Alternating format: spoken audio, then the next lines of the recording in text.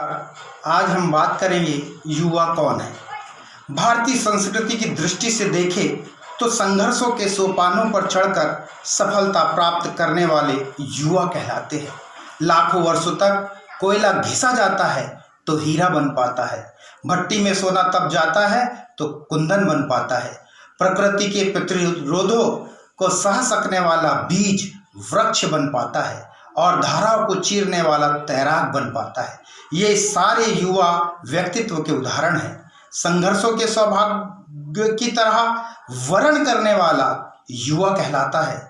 हमारे देश में युवा उम्र से नहीं दृष्टिकोण से तोले जाते हैं। जिनका जीवन ठहर गया है, जिनका उत्साह ठंडा पड़ गया है, जिनके अंदर क्रांति की संभावनाएं जन्म नहीं लेती, जिनके मन में समाज को बदलने की, संस्कृति को उठाने की, राष्ट्र को बढ़ाने की सोच करवटें नहीं बदलती, जिनके भीतर कुछ नया करने की भावना उत्पन्न नहीं होती, जिनके हृदय में दुखियों के प्रति, पीड़ितों के प्रति देखकर दया का भाव उत्पन्न नहीं होता है, वो चाहे 18 वर्ष के हो, 20 वर्ष के हो या 25 वर्ष के हो, इससे फर्क नहीं पड़ता। उनका यौवन चले गया है। इसके विपरीत जो 90 वर्ष के हैं, 100 वर्ष के हैं या 110 वर्ष के भी है, जो कुछ नया करने की, राष्ट्र के उत्थान की बात करते हैं, यदि उनके मन में ये सारी बातें आती है, इस देश को बदलने की बात आती है, तो वे सारे युवा ही हैं। अगर हम भारतीय संस्कृति के इतिहास के पन्ने पलटते हैं तो भारतीय संस्कृति के इतिहास को बदलने का काम युवाओं ने किया है।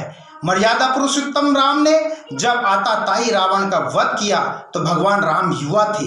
जब भगवान श्री कृष्ण ने कंस के दुखों का अंत किया, कंस के अत्याचारों का अंत किया, तो वे भी युवा ही थे। नंद का साम्राज्य नष्ट करने वाला चंद्रगुप्त एक युवा ही था। 1857 की क्रांति में सबसे पहले गोली चलाने वाला मंगल पांडे युवा ही था। शहीद भगत सिंह ने देश की आज़ादी में नई क्रांति ला दी थी। हंसते हंसते जो फांसी पर चढ़ गए थे वे भी एक युवा ही थे। ये सारे युवा के उदाहरण है।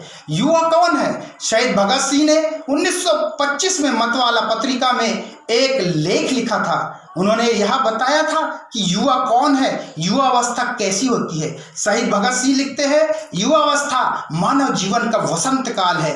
उसे पाकर मनुष्य मतवाला हो जाता है। ऐसा लगता है जैसे नशा छा जाता है। विधाता की दी हुई सारी शक्तियां सहस्त्र धारा बनकर उसके भीतर समा जाती है। युवा अवस्था में शरीर से फूट पड़ती है, सहस्त्र धाराएं बनकर युवा अवस्था फूट पड़ती है। मानव मतवाले हाथी की तरह, निरंकुश तूफानी वर्षा की तरह प्रलयंकाली प्रबल प्रभंजन और प्रचंड होती है युवा अवस्था। ज्वालामुखी की तरह उत्सृंखल, भैरवी संगीत की तरह मधुर, उज्ज्वला प्रभात की शोभा, संध्या की बेला और चंद्रमा की शीतलता, जेठ की तपती दोपहरी का नाम है युवा अवस्था। युवा अवस्था शहीद भगत सिंह कहते हैं, युवा अवस्था ऐसी होती है जैसे क्रांतिकारी की जेब में फटने को तैयार बम का गोला।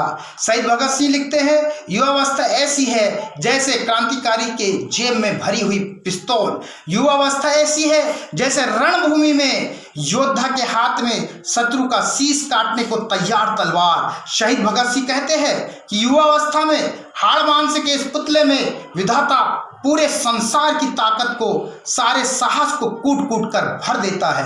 भगत सिंह कहते हैं, युवावस्था देखने में तो सस्य श्यामला वसुंधरा से भी सुंदर है, परंतु उसके अंदर भूकंप सी भयंकरता भरी हुई है। भगत सिंह सावधान करते हुए युवावस्था के बारे में कहते हैं कि युवावस्था में मनुष्य के लिए केवल 2 ही मार्ग है। एक, वह चढ़ सकता है उन्नति के शिखर पर, और दूसरा वह गिर सकता है पतन की गहरी खाई में। वह चाहे तो त्यागी बन सकता है और वह चाहे तो विलासी बन सकता है। ऐसी होती है युवा अवस्था। जय हिंद, वंदे मातरम।